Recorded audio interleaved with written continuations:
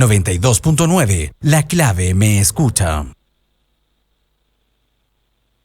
De todo un poco ahí entre medio de las canciones. Porque nos gusta conversar y por supuesto cuando viene Fernando Mendoza, historiador, redactor Inevitable. en ladosis.cl, este espacio de microhistorias, este newsletter que llega los días viernes.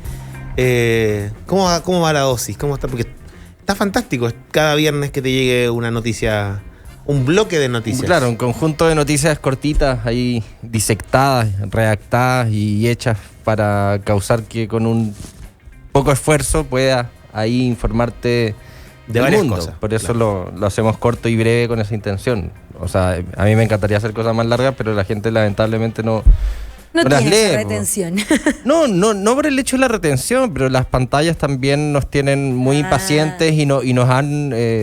cuesta mucho leer, a mí me cuesta mucho más, cada vez me cuesta más leer, porque cada vez está esa ansiedad de la inmediatez y la lectura requiere tiempo y paciencia. Sobre todo los libros de Tolstoy, pero eso lo vamos a hablar en el segundo bloque. Claro. Así que eso lo debería haber dicho después, pero salió tan bonito. Salió bonito. Salió bonito, así que había que decirlo, había que decirlo. Pero oye, mucho está pasando en planos internacionales. Harto está ocurriendo en estos días. Hemos hablado de un montón de cosas y un tema que adelantaste tú.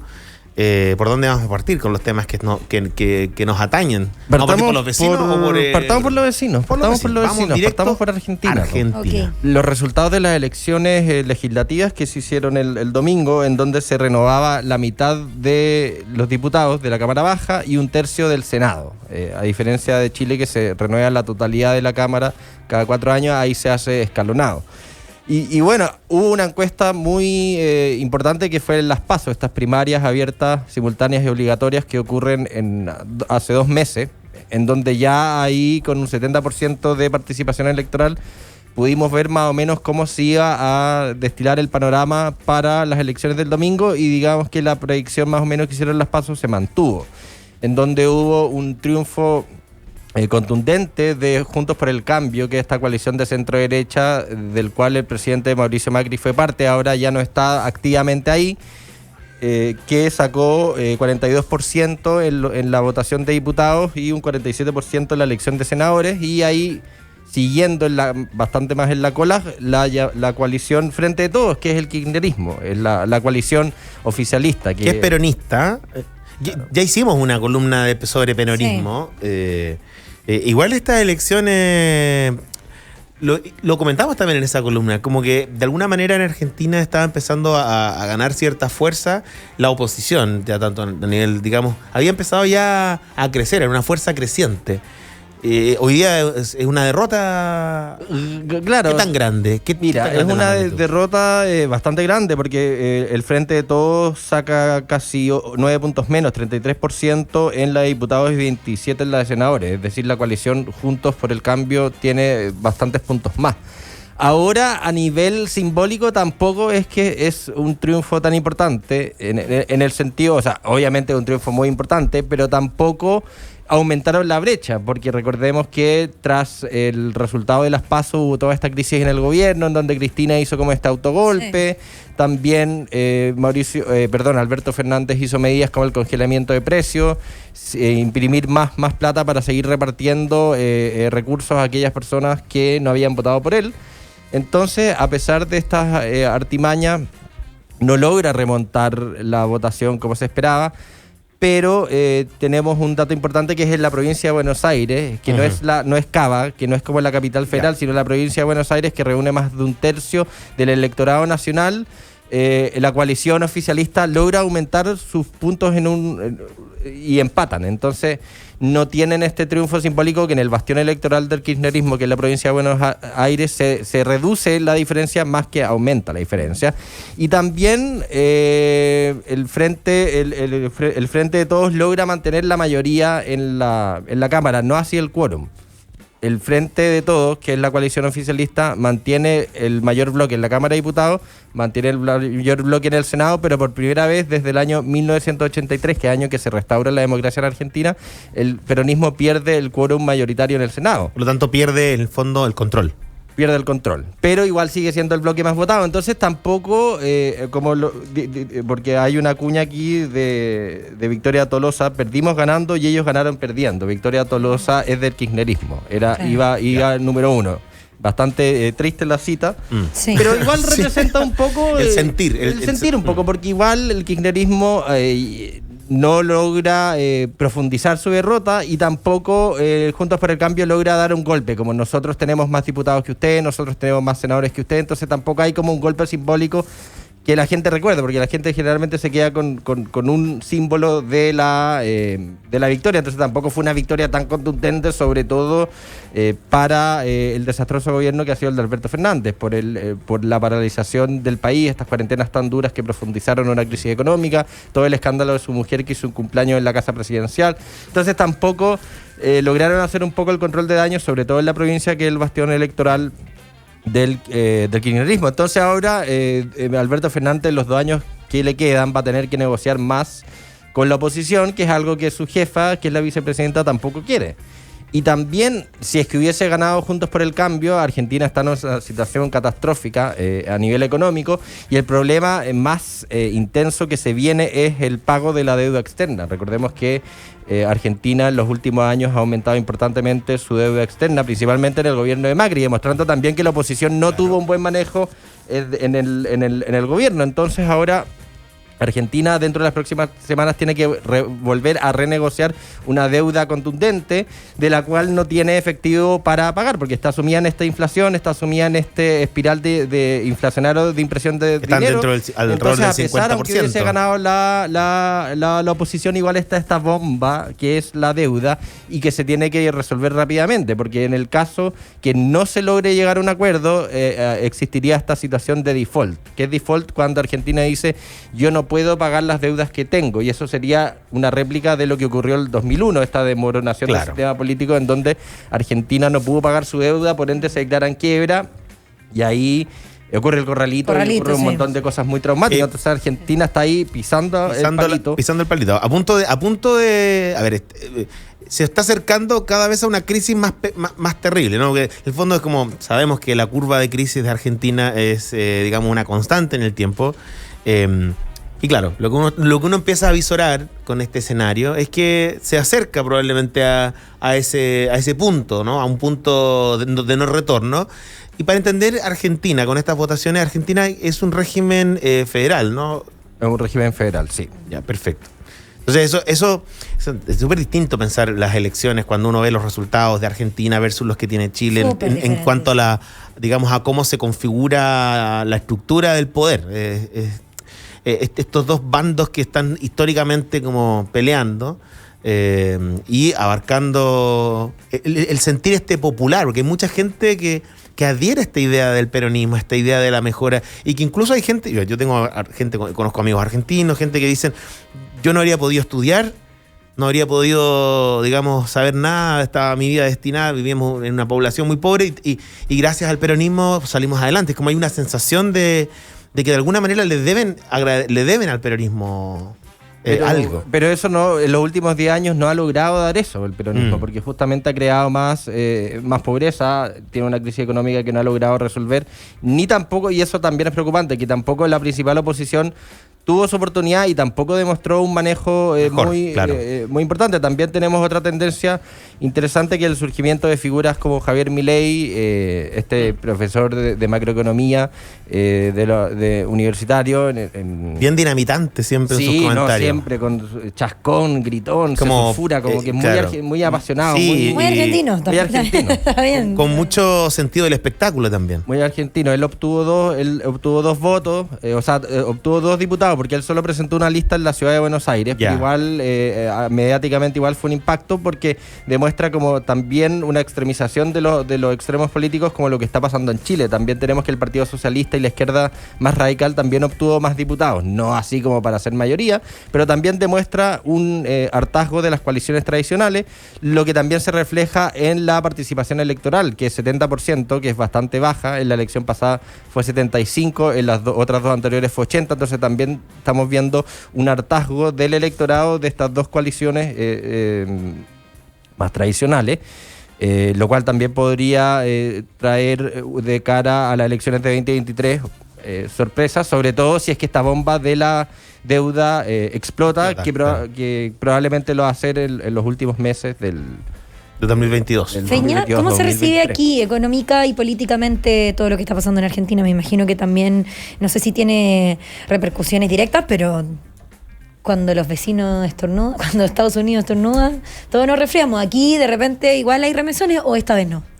No, esta vez no, quizás nosotros estamos dando más remesones porque estamos demostrando cómo la elección presidencial está siendo dominada por dos punteros extremos ideológicos, algo que en Argentina es bastante inusual porque el peronismo, como vemos, es esta indefinición política porque es más un populismo puro que responde ante la figura de Perón y no tiene una alineación clara a nivel ideológico, y el Juntos por el Cambio es más como centro-derecha, como tía. Entonces yo creo que nosotros incluso estamos dando señales más importantes porque también somos una economía más estable, somos no una potencia, pero tenemos una salud macroeconómica y una potencia bastante más notable que lo puede ver en el caso del dólar. Argentina en el año 2001 el dólar era 1-1. Cuando soltaron este cepo pasó a 3 en un día, entonces quiere decir que toda la gente que tenía ahorro en pesos vio evaporado el 66% de sus ingresos. Hoy el dólar está a 100 y en el cambio negro está a 200. Imagínate tú, es como si el peso aquí estuviese en los últimos 20 años, ahora tuviera 50.000 pesos. Entonces, solo para tener como una noción para entender un poco lo macro. Entonces, quizás nosotros estamos dando, porque Argentina viene en este ciclo de crisis en los últimos 50 años, entonces no es nada tan novedoso. Claro. Pero sí es novedoso que el país que prometía ser la promesa de América Latina esté sumida en estos extremos políticos y además pueden dinamitar todo lo que se está viviendo. Entonces, claro. Quizás yo creo que a nosotros le estamos causando más interés que nosotros que viceversa. Claro. Eso es con Argentina. Tenemos más temas para comentar el día de hoy. Tenemos la muerte de León Tolstoy el 21 de noviembre de 1910 a los 82 años.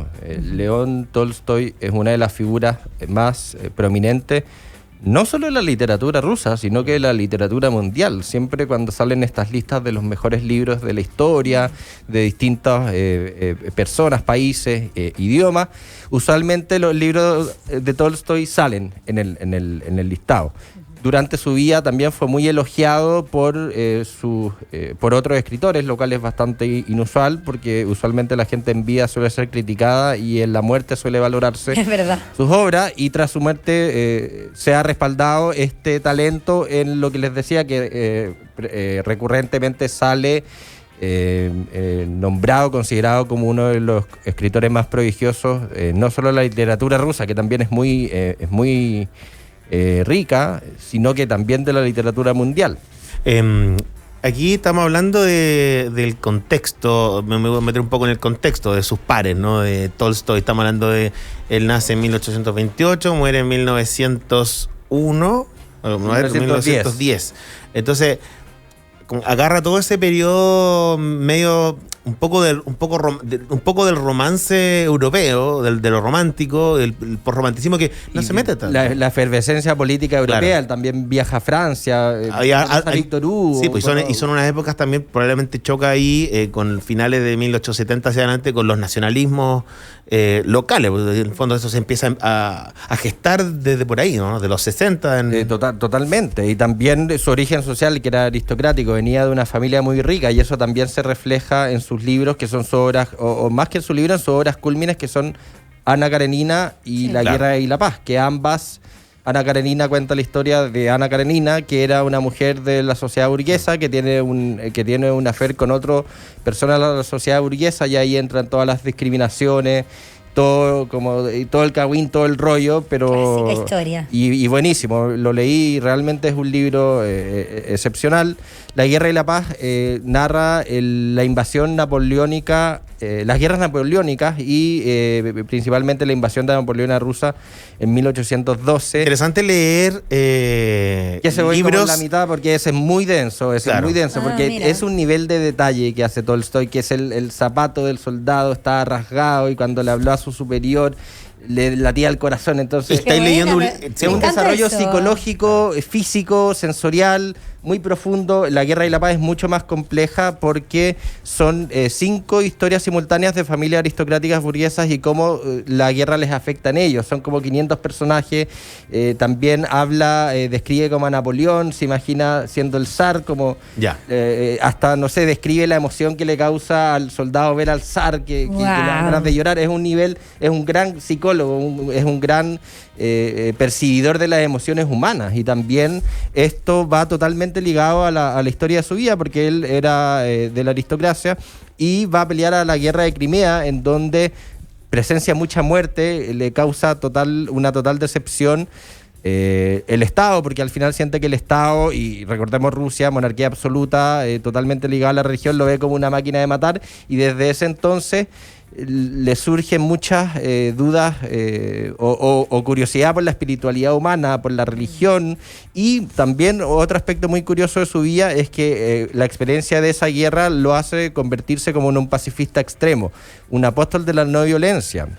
Y un dato también muy curioso es que un joven abogado llamado Mahatma Gandhi le manda una carta a este personaje pidiéndole consejo, y es ahí donde Gandhi conoce la idea de la no violencia, en base a un libro que hace Tolstoy. Increíble. Martin Luther King también se inspira en él. Oye, la idea de la no violencia inspiró a de las pocas figuras grandes que podemos recordar. Estamos hablando entonces, es verdad, muy pocos. Muy pocos lograron usar la no violencia como un método de cambio. Lo podemos ver ahora en los últimos 2 años. Y eso mete a Tolstoy en un cajón adicional al de la literatura, que es el de la filosofía. También, claro, porque es un entramado empieza a empujar mucho conceptos, más, sí, claro. También en sus libros también viene mucho la religión, de las dudas ante Dios. Entonces es un compendio muy completo, no solo de narrar bien una historia, sino de inmiscuirse hasta en los más como banales detalles que te hacen que sea un relato muy rico, muy atractivo, particularmente a Ana Karenina, porque también la historia es más simple y que La Guerra y la Paz, porque no son tantos personajes, es más simple. No quiero decir que no sea complejo de leer, porque también Ana Karenina es muy pesado, pero sin duda, si es que ahí en el verano tienen tiempo, traten de echarle una mirada, porque también Ana Karenina ha salido como de los libros, es una de sus obras cúlmines, como les contaba. Qué buena. De todas maneras que sí. Y refleja un poco el talento de este personaje. Es una historia de que fue hijo de aristócratas vinculados no solo con la aristocracia, que es el poder y el dinero, sino que también con estos títulos nobiliarios. Su madre era una princesa, o sea, digamos, y por eso también conoce también como este mundo burgués, porque él también lo era, él también lo vivió. Era parte de eso. Y de hecho, antes, claro, y él mismo confiesa que hasta antes que fue a la guerra vivía en esta vida bastante cómoda, porque antes de la guerra también había escrito libros y se había hecho ya famoso. Pero estos libros cúlmines vienen después de estas experiencias y de esta como deseo que a él le surge en base a sus experiencias. Debe profundizarse más en la espiritualidad, la religión, en qué alimenta el bien, qué alimenta el mal, y ahí viene sus experiencias de vida también son muy trascendentales para construir estos 2 libros que son obras titánicas. Maravilloso, una semana como esta en La Dosis. Tenemos otro tema más. Dejé ese libro pendiente entonces. Cerrar. Ana Karenina me gustó. Ana Karenina, sí. También, sí, anotado ahí. O sea, siempre lo había tenido ahí, pero me gusta eso de la descripción. Es muy de salón, y que Me los gusta, vestidos, sí. y que se estaban buscando en las miradas, y se enamoran mucho, y como que describen esta sensación de me siento drogado, no puedo no pensar en otra cosa que sea ella. Es como son muy vívidas las descripciones emocionales. Ay, me encanta. Entonces yo creo que te va a gustar mucho. Ya, listo, anotado. Anotado en una semana. ¿Quién me como esta. regala a Ana Karenina? Y tenemos además otro tema relacionado con la migración, porque la migración está afectando a muchas partes del mundo. Hablábamos con la candidata recién. Hablábamos recién con la candidata, digamos, por el Partido Republicano. Cuesta entender la visión del por qué se migra. Y aquí un poco, de repente, para sorpresa, uno podría asumir que todas las personas debieran ser capaces de entender que la gente no migra por querer pasarlo bien. Porque tiene. Y porque quiere sobrevivir, y porque exacto, las razones fuertes y claro, a su familia. pero increíblemente existen personas que no entienden esa realidad. Pero ¿qué está pasando en otra parte, fuera de Chile respecto a la migración? Esta es una crisis migratoria bastante particular, porque los migrantes que están llegando a Bielorrusia no vienen de países fronterizos, vienen de países como Irak, vienen de países como Siria, vienen del Medio Oriente, de Afganistán incluso. Entonces la pregunta es cómo llegan estos migrantes que están en un lugar totalmente alejado de Bielorrusia. Recordamos, una ex república de la Unión Soviética, limita con Rusia, con Polonia, entonces está en lo que es Europa Oriental. Entonces la pregunta es ¿por qué está llegando tanta gente que está en un lugar geográfico totalmente ajeno? Es porque el propio gobierno o la propia dictadura de Alexander Lukashenko está fomentando estos vuelos charter de migrantes de distintas partes del mundo, lugares que también hay situaciones humanitarias catastróficas y totalmente desoladoras, claro, devastadoras, porque quiere provocar crisis a la Unión Europea, porque ¿qué hace?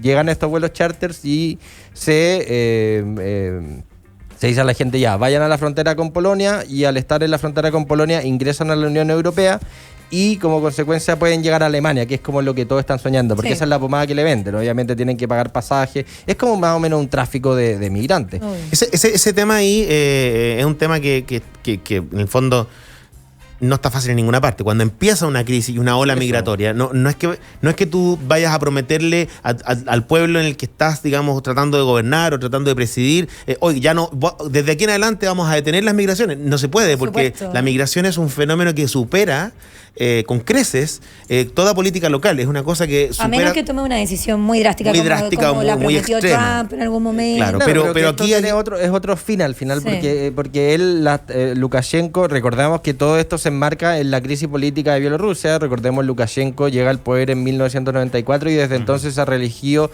sucesivamente de forma fraudulenta. Básicamente tiene un sistema que gira en torno a él. Y la última elección, que fue el año 2020, fue bastante distinta a las anteriores porque hubo, gracias a las redes sociales, gracias a la mayor comunicación dentro del país, surgieron cartas de oposición que amenazaban el poder de este personaje, y en consecuencia este personaje expulsa, primero mete preso a sus opositores políticos, después son las mujeres de estos opositores políticos que retoman la campaña. Finalmente estas mujeres también tienen que retirarse del país, entonces se reelige con 70% de los votos, pero es evidente que se hace a través de una forma fraudulenta. Claro. Entonces ahí parten protestas totalmente sin precedentes, nunca antes vistas en la historia de Bielorrusia, que convocan a mucha gente, que llenan las calles, pero Lukashenko, gracias a la represión, en Bielorrusia todavía existe la KGB, todavía se rige en base a modelos soviéticos, se logra reprimir, y esta represión obviamente la Unión Europea dice ya, o sea, el mundo occidental, pero principalmente la Unión Europea, es como, tú no puedes hacer esto, tienes que respetar el resultado de las elecciones, y ahí empieza este tira y afloja con la Unión Europea. La Unión Europea dice, te vamos a hacer sanciones económicas, te vamos a hacer sanciones políticas. Entonces ahí Lukashenko, como un poco de forma de vengarse y extorsionar para conseguir recursos o que mejoren su situación, empieza a crear esta situación, crisis migratoria artificial, con el fin de generar presión en la Unión Europea y evitar que se le retiren estas sanciones. También hay un precedente, porque en Turquía, recordemos también que existió una crisis en Turquía cuando hubo la guerra en Siria, que entraron muchos sirios a Turquía, claro. Y después estos turcos empezaron a ir a Alemania, y Angela Merkel permitió que entraran 1 millón, pero Angela Merkel no podía recibirlos para siempre, entonces le dijo a Turquía, si tú cierras la frontera, yo te voy a pagar $6.000 millones. Entonces, en base a esto, Lukashenko dice, mira, si yo hago lo mismo, si creo esta crisis artificial, quizás también a mí me llegue platita que necesito desesperadamente. Claro. Y otro eje en la ecuación es que el principal aliado de Lukashenko es Putin. Entonces, Lukashenko, Putin lo dejó hacerlo. Claro. ¿Hay algún acuerdo ahí? ¿Hay algún acuerdo de inestabilidad para aprovecharse de la crisis? Y finalmente también que pasa la cañería. Claro, que se detuvo. Pasan de Rusia y pasan a través de Bielorrusia para llegar a Europa. Entonces Lukashenko dijo, ¿qué pasa si cortamos el gas a Europa? Claro. Que está con una crisis espantosa de precios. Claro, y ese proyecto está peligrando. Es interesante. De todas maneras, además esta semana se dejaron deslizar palabras del ministro de Defensa de Polonia, de Mariusz Błaszczak, no sé si se pronuncia bien. El polaco es imposible. Claro, y dice, la situación en la frontera polaco-bielorrusa no se resolverá rápidamente. Tenemos que prepararnos para meses, incluso años. Fueron sus declaraciones recién este miércoles. Que en Polonia hay un gobierno ultraconservador, católico, anti-migración, claro. Y quizás esto también le venga como anillo al dedo, porque se embarca totalmente en el relato. Recordamos también que en la frontera hay un invierno crudísimo, el invierno de Europa del Este brutal, y se han muerto con congelados varios migrantes. Y el contexto de Polonia con la Comunidad Europea, que quieren separarse. Ahora como que se abuenaron, porque es tanto la crisis que volvieron a retomar el diálogo, porque al final esto es una situación mucho más crítica para ambos. Entonces ahora, en base a esta crisis, hay una mayor conexión entre ambos, porque tienen que abordar el tema de una manera integral, porque la Unión Europea, si tú entras a la Unión Europea, te puedes ir a cualquier país, y principalmente estos migrantes se quieren ir a Alemania. Angela Merkel ya está con una pata afuera, hay poco le deja a la Unión Europea, entonces ahí vemos que esta crisis está ahí calentita. Oye, tremenda columna que nos has traído el día de hoy, Fernando Mendoza. Gracias, queremos Feña. agradecerte, y sin antes de despedirnos, recordarle a todos nuestros auditores que pueden suscribirse a La Dosis en ladosis.cl, newsletter, porque si estos temas que estamos conversando te gustaron, te interesaron, hay un lugar para ti que es ladosis.cl. Y es gratuito, te llega el mail. Democrático y de calidad. Oye, eso, muy bien. Me gustó tu descripción. Sin boletas falsas. Eso, sin rendición de gastos malos. Esas cosas. Gracias, Feña. Nos Gracias vemos a la usted, próxima po. semana después de las elecciones. Va a estar ahí. La próxima semana no vengo. Bien. Voy a estar en la playita. Mira. Viste bien, no te lo mereces. Bueno, te lo mereces. Oye, ¿qué hacemos? antes de hablar de playita, mira, te están saludando acá en los auditores de Radio La Clave. Dicen que deberían juntarte a ti con la columna de que viene ahora, que es el mixología. Del traguito. Porque si me curo ahí me lengo. Claro, va a dejar la embarrada. Pero eso quieren nuestros auditores. Eso quieren que hablen más. Suelte la lengua. Y lo otro dicen ahí por ahí también nos están. Podríamos hacerla. ¿Viste? Podríamos hacerla. Ya, pues, Pero ahí A la vuelta. el trago Xi Jinping, el trago Putin, ahí podemos hacer una cuestión más. ¿Qué trago crees que le gustaría? Jugar un poquito con eso. Moscow Mule ahí. Moscow Mule. Muy rico el Moscow Moscow Mule. Mule. Sí, rico. también nos dice Mauricio Andrés que por interno quieren saber el dato de los top de nuestras camisas. Mira, fíjate tú. Mira que top Así que vamos a tener que anotar ahí los datos para darlo al final de la. Ya. Claro, Vamos a ver ahí el Feña vestido por así. espacio de la moda. Claro, la moda al día. La moda del día. Con tal Francisca cual. Huerta. Con Fernando Mendoza. Oye, ya. Seguimos entonces en Radio La Clave, de moda, de historia, de todo un poco hablamos. Karina aquí. Oliva, de boletas De Karina truchas. Oliva, Vamos. de todo. Hablamos con Fernando Mendoza en la dosis.cl. Ahí sí que sí. Nosotros seguimos aquí en Radio La Clave. Vamos a tomarnos unos traguitos, por supuesto, con nuestro próximo panelista. Vamos y volvemos. Porque hacer una pausa también es clave. 92.9 FM. La Clave me escucha.